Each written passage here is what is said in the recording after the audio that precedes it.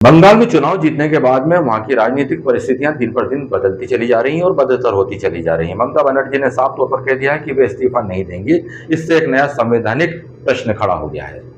हालांकि ये बहुत बड़ा संकट नहीं है, मगर इस बात को लेकर भारतीय जनता पार्टी ममता बनर्जी को घेरने में लग चुके हैं।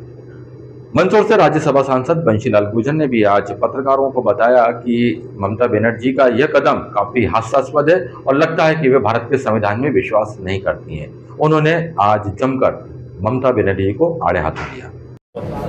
पश्चिम बंगाल में भारतीय जनता पार्टी की जीत हुई थी। ममता बनर्जी इस्तीफा नहीं दे रही। वहीं कल संबंधित अधिकारी को पीए का मर्डर हो गया। क्या कहेंगे इस घटनाक्रम को लेकर? ममता जी प्रजातंत्र में विश्वास नहीं करती।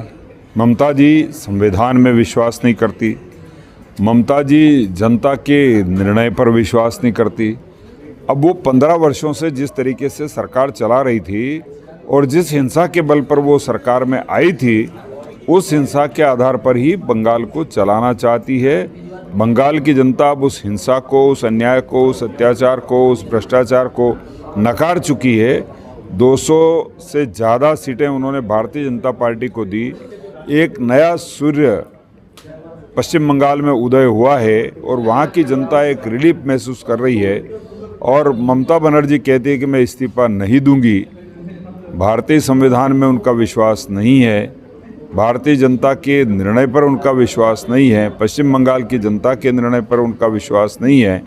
वो ममता बनर्जी किसको मानती है ये तो वही बता सकती है, लेकिन उनका इस तरीके से असंवैधानिक बातें करना और इस तरीके से संविधान की गरिमा को ठेस पहुंचाना ममता जी जैसी बड़ी नेता को शोभा नहीं देता है। उनकी ये बचकानी हरकत है और उस बचकानी हरकत के लिए आने वाले समय में उनको शर्मिंदगी महसूस होगी कि मैंने क्या किया था।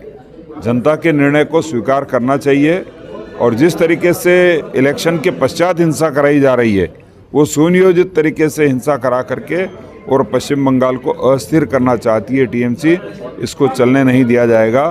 बहुत जल्दी वहाँ सुरक्षा बल भी और पश्चिम बंगाल की नई सरकार जो बनने वाली है, वो नई सरकार भी नियंत्रण करेगी और जो भी इस हिंसा के कारक होंगे उन कारकों को ढूंढ करके और उनका इलाज किया जाएगा।